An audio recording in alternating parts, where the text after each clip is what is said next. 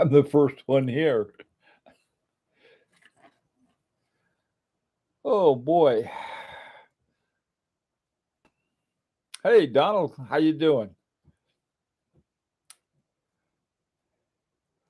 I am actually a little early today by about a half a minute. And so hi Mark, how you doing? How's that Havana of yours, Mark? Hi Paul.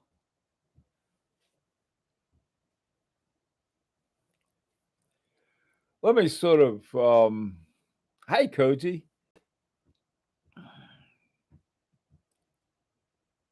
Oh, thank you, Mark. I forgot to ask. Hi Homer. Donald again. Sound and video are good. Okay, great. Hey Alexander. Hey Alexander, did you oh by the way too, did you have a power outage? We haven't lost our power in a long time. We went through winter storms and everything else. Unfortunately, we didn't lose any power. For some reason today, first we had a little power outage. Uh, they had some really bad storms going through here, and sometimes they're the north or south of us.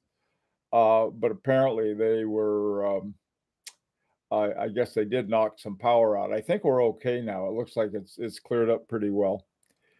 Hi, Javi and Canadian Watch Monkey. How you doing, man? Hey, Thomas. Good to see you. Dominic. No outage. We did. Okay. Yeah, you had. Yeah, it was nasty. Let me sort of try and clarify what or explain what I'd like to do today and talk about. Um, just somewhat this morning and a video from yesterday, we talked about entry level exceptional horology.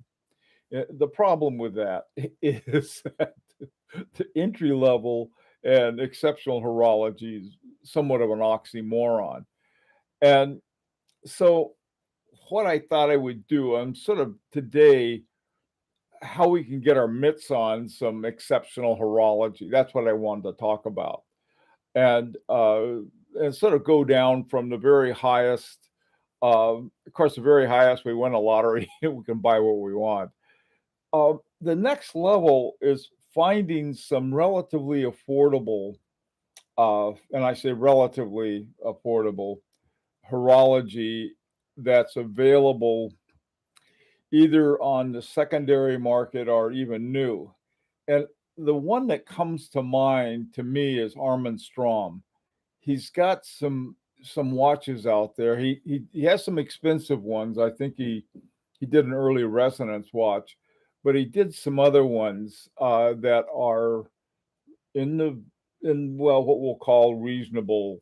I think they're under $20,000. So that would be something I think to take a look at because he does have some really amazing horology in there. Um, Now it's sort of the next level down. So we start with a high, and then maybe we can find something like Armin Strom or somebody who puts together one with really exceptional horology. And then there's the next level, and this is one that I sort of started in terms of finding things. And this was I got a Harry Winston Premier Retrograde. I got a funny deal on that one. I mean, it was an excellent deal. I got it from an AD, and I think it's the only watch I bought from an AD. But it was the thing about it was that it had this by retrograde by Jean-Marc Viderec, and so that's a little a little piece of exceptional horology. Uh, the other one, well, I think I may have some other ones. I'm not sure. This one has turned out to be a delight to own. This is called the Chaumet Artie Dandy open face. Okay. Now, what this does, it's really a terrible watch. All right. I mean, it's terrible in so many different ways. Um, but it's one of my favorite. see this right here? That's how you're supposed to wind it. And the thing is inside of a crown guard. You're supposed to pull a crown out and try to set the time with that. Well, first of all, you try to wind it with it, and you sort of run your finger back behind there to wind it. And then to set it, you're supposed to turn it uh, clockwise. You set it clockwise, and the hands go counterclockwise. It is a mess to set. And then it's almost impossible to tell time when the hands are over this dark area because both the hands are dark. And they both have to be there. But so it's really difficult to tell time with this watch. It's very difficult to set. And so why do I like it so much? Why is this one of my very favorite watches? The reason for it is that if I can show it to you, and it's something I learned more and more about as recently. Now, right here, this is the center of the watch. And over here, we'll call this a small second. It's really a Ferris wheel, but we'll call it a small second. The problem is that the further away you have the small seconds from the center, the more uh, likely you get these hesitations. I don't know if you've ever seen a second hand and it sort of acts a little funny. That's because of the wheel train, because it has to go back through the wheel train rather than being part of like center seconds. And the further away you go, the more issues you have to deal with. And so, one way to deal with it or to handle it is to have these special gears that, in this case, are right here, right in the middle. There's a gear here and a gear here that are called Agassiz gears. And what these gears have in them are these little springs. And so when the teeth come together, there's there's a split in the Agassiz gear, and it's really like a little spring. So when a tooth comes here, the spring grabs them. And it's sort of like a clothespin. And instead of just sitting there like this and possibly get a little slippage, they get grabbed. And then it turns and it releases them. And so you have this incredible movement. So the reason I like this watch isn't because it's a good watch in terms of telling time. It's not practical. It has terrible information design. And information design is one of the things that's very important to me. But it's just a knockout fun watch to have because I can see the this exceptional horology, and so I can look at that. And I can actually, because it's an open face watch, I can see everything. Now, I mean, like somebody who's getting their jollies by that. I mean, you got to be a little nuts. But that is a the horology, the exceptional horology, and it's on top of an ETA. So that's another way that we can get this, um, that we can get to affordable um, exceptional horology. Now, unfortunately, there aren't many of these around. I mean, of these or some of the other ones, and uh, who was it? Gautier. Oh boy, what's his name? I always forget his name, but I think his last name is Gautier. He did the movement for the Chanel Monsieur.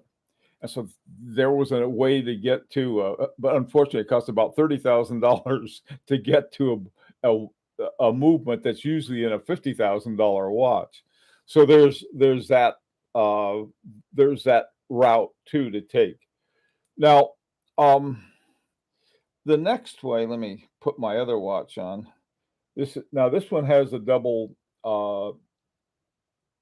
the double barrels in parallel, so that makes it a good thing. But one of the other things, this is a project I started working on and haven't done much with. what I did, I got two identical, inexpensive Chinese movements that I think they're 64.97. Both of them are. And right, what I want to do is that I want to cut uh, the disc part of the uh, plate on both of them, so I can put the two balance wheels close enough together to generate resonance. And when that happens, it's really amazing. If you've ever seen the way resonance work, here you've got these two balance wheels that are just going loopity loop exactly together. It's really amazing. They'll start off like this, but then they end up going when they achieve resonance. I thought, boy, if I could do that with two of these guys, I'll nail them to a board or something and make a resonance watch for $50. Okay, it's called desperately seeking exceptional horology. Okay, let's see what you guys have been talking about here. Hi, Felix, how you doing? Jonathan, Kaz. Hey, Kaz, haven't seen you in a while. How you doing, man? Uh, Kent. Let's see. Hi, Rich. Nino. Let's see. Does exceptional horology have to mean rare and expensive? Some models from Tissot and even Vostok. Well, Nino, that's a good question too, and it's a great one. Usually, to have something that falls under exceptional horology, you have something that some mechanical innovation, whether it's from Breguet or something more recent that's not silicon, that they have figured out a way to maintain constant force. That at least that's the way I look at it. Something that is done toward that. Now, I suppose if you look at chronographs, are they exceptional horology? And I wouldn't say so, nor are your typical moon phases or a lot of other things. They're applications and they may be nice, but there's nothing that is about them that I would consider exceptional horology. Whether you would or not, that's up to you.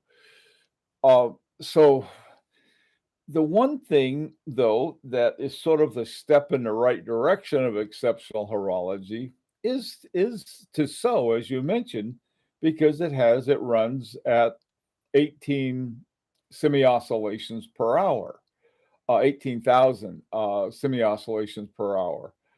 And when you look at all of these ones with exceptional horology, they are all in that bailiwick. At least are under 4. They're either 3 or 2.5 hertz. So there's something to that.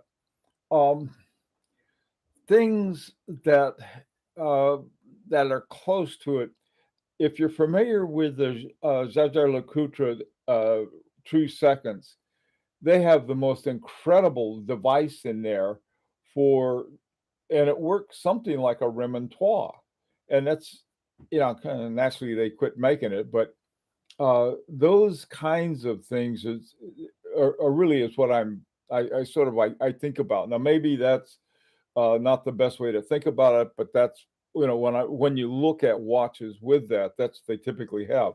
Now another source that you can have, like let's take for example, one watch I sort of would like to have at some point is a fusee and chain, and they're not hard to find on, and they're affordable on pocket watches. And so you can go out and get an older pocket watch with fusee and chain that won't set you back very much. And to me, because the fusee and chain was developed to maintain constant force, I would count that. What's my opinion of Dome Birth and Sun? These guys, I've been sort of following them for a long time. There's a really interesting story of their sort of being resurrected after the German reunification, which is now what, 30 years ago or so, uh, or is it that many? Maybe more. I don't know. I lost track. But and so they sort of they started off with ETA, and then they started building into their own movement. And right now they have one, their latest one, that is certainly, it looks in that direction, in an exceptional direction. I think one of the problems, not with Dornbirth and Sohn, but some of the other German watches that are great, it seems that all of the energy has been to engraving.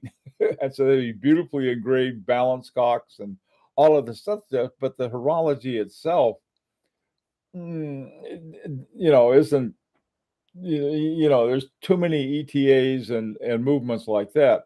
But there are exceptions, and the exceptions are, we all hope to see more of those. Can silicon hairsprings working together achieve resonance? Probably.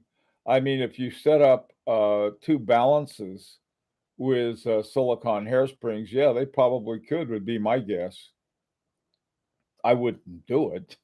Hi, hater, how you doing? Um,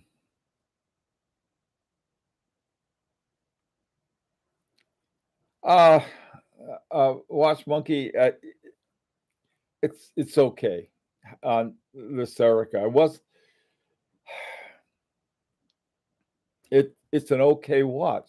There's nothing wrong with an okay watch, right? Um, Harboring 2. Yeah.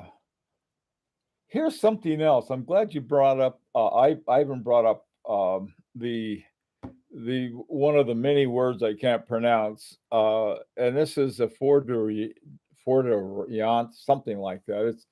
It's what is it? Spinning around, sort of a split second kind of measurement. Uh, that one, I don't think Harboring 2 would be exceptional because of that, but I do think, and this is something that's hard to figure, the the craftsmanship of Richard Harbring and I guess Maria Harbring is such that they have watches that keep excellent time, but just looking at them or looking at the movements, you don't see anything remarkable. I mean, they look like, pretty standard movements, but they're not. And I don't know why, other than this very careful craftsmanship. They use their hairsprings by Carl Haas, and I think I could be wrong, but I think just about everything in them is either Austrian, which is there's not a lot there for other for watchmakers, but and also German. Excuse me. Um, Hater, that's quite asking Haydn's Renaissance principle. Oh yeah, Haydn. I always credited Janvier with it, but yeah, it certainly works with Huygens. It's no accident that you would bring up a Dutch watchmaker, is it? Actually, he was more than a watchmaker; he was something else.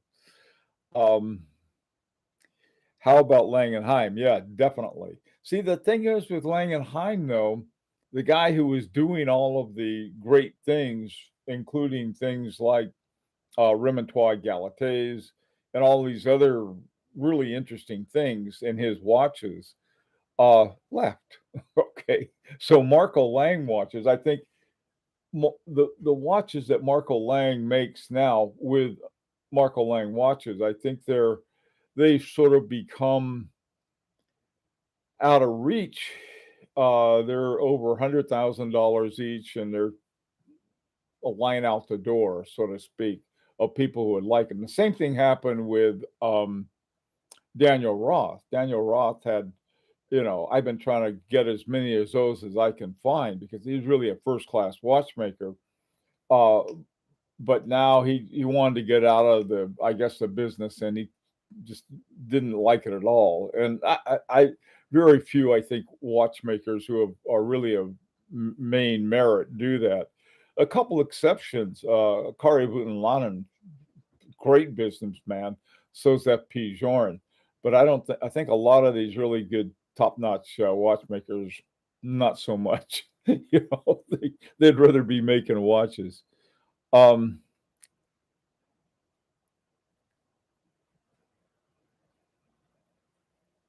okay, bit.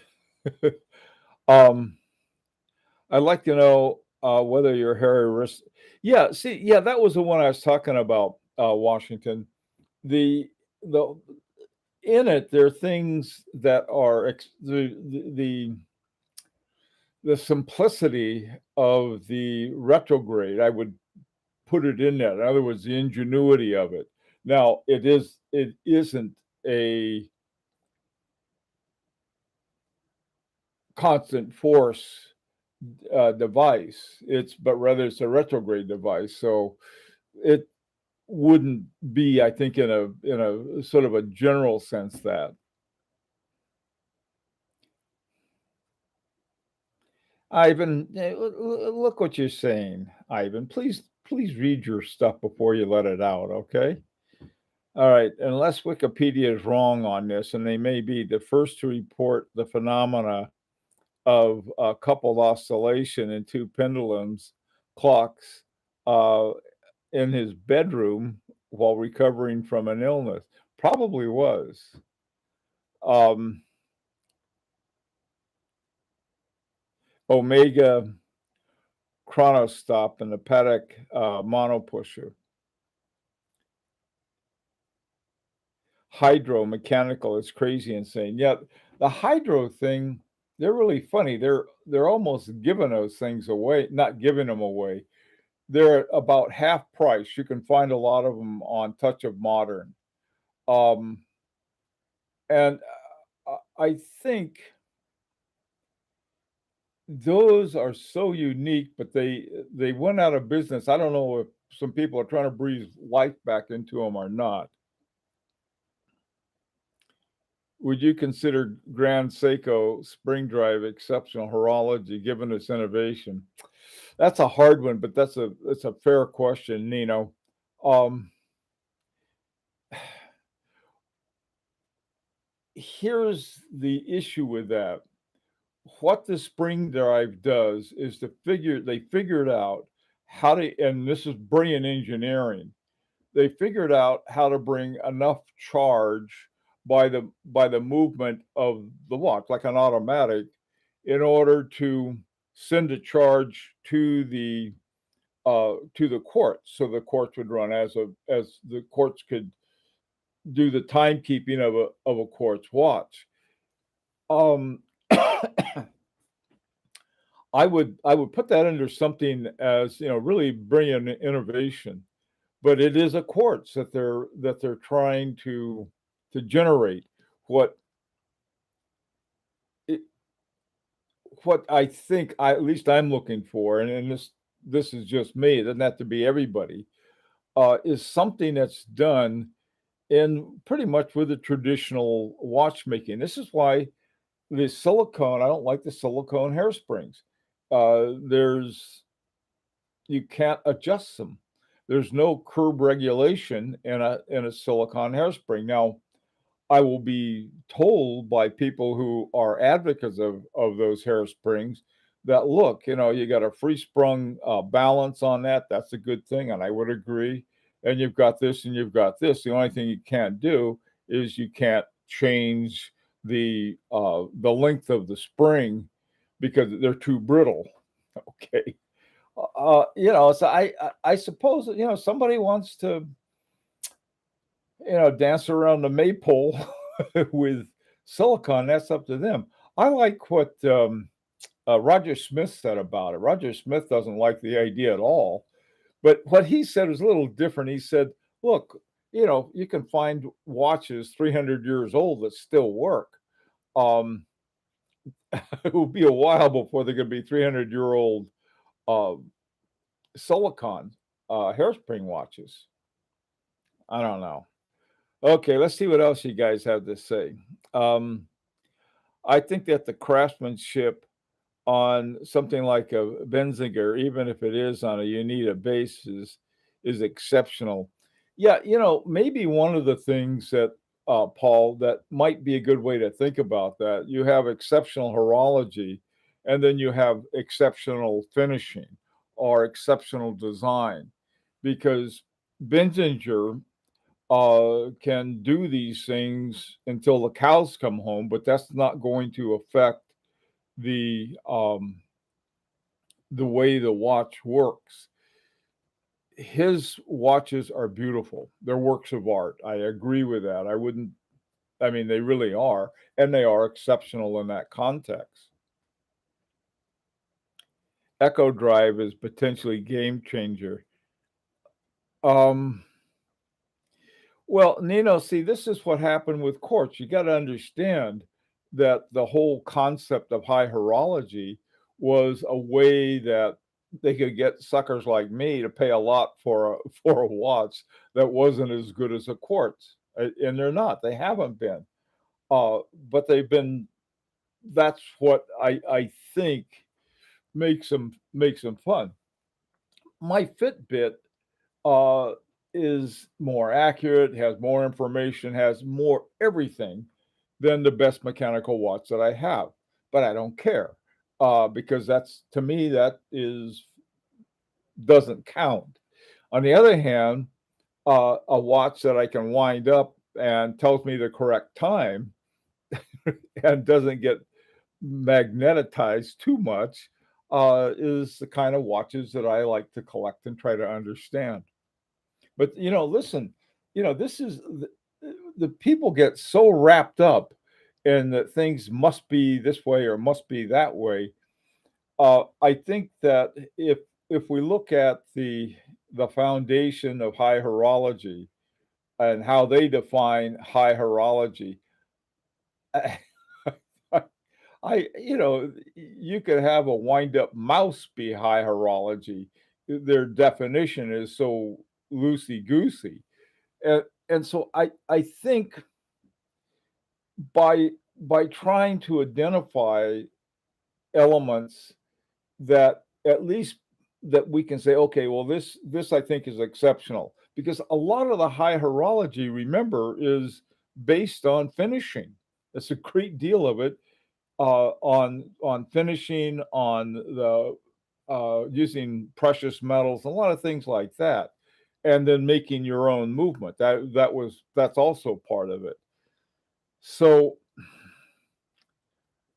it, they have their way of thinking and talking about any kind of horology as manufacturers. Now, the whole thing was founded by the Richemont group.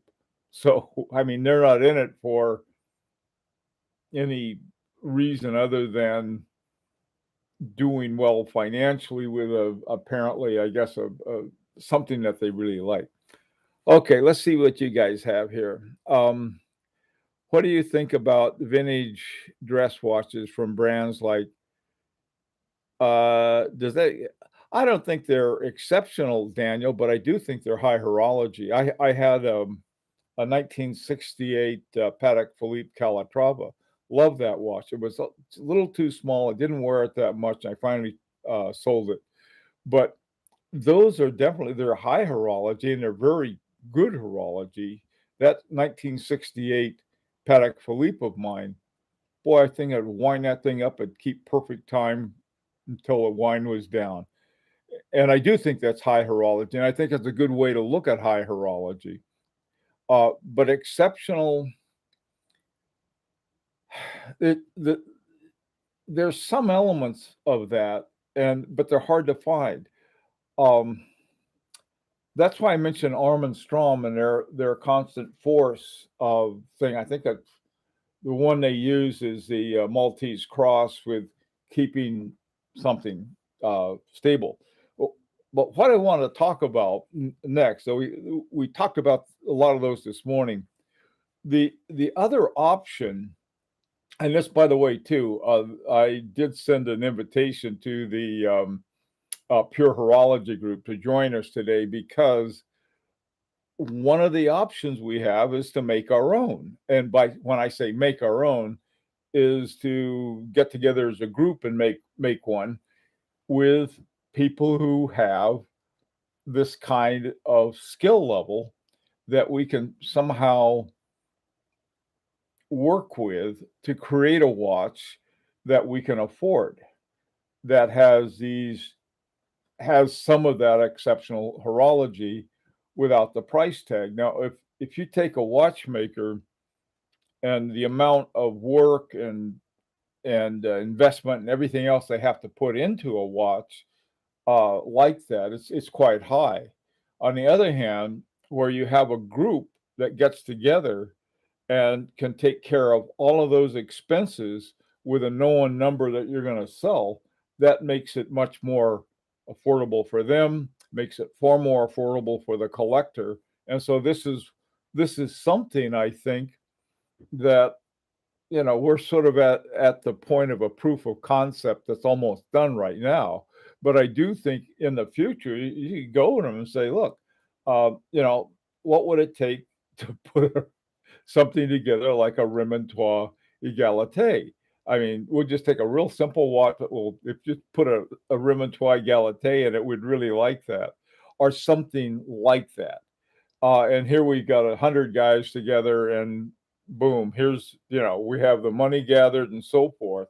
And I think that as opposed to starting off with are people going to like this watch, is this going to happen with it, and that's going to happen, and we have the advertising price cost and marketing and all of this other stuff. So I think if we look at it from advantages both from the collector's point of view as well as from the watchmaker's point of view, we can do some really interesting stuff.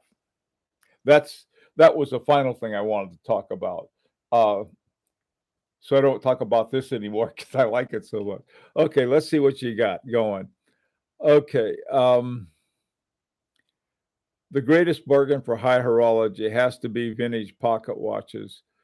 You're probably right. I think you're probably right about that, Watch Monkey. Hi, lease time. How are things in Hamburg, Junior? Okay, the mods from Agenor are sure ones to look for. Let's see. It would even be better if it could find a watch with a caliber completely made by them, which is very rare. Oh, I think that would be almost impossible, Hater. That would be more than rare. I mean, if you look at the majority of watches, they got a watch movement by somebody else, and it's usually Solita or ETA. I mean, this is the great majority. Now, if you say, okay, well, look at the Swatch watches; those are all in-house. Not exactly, but okay.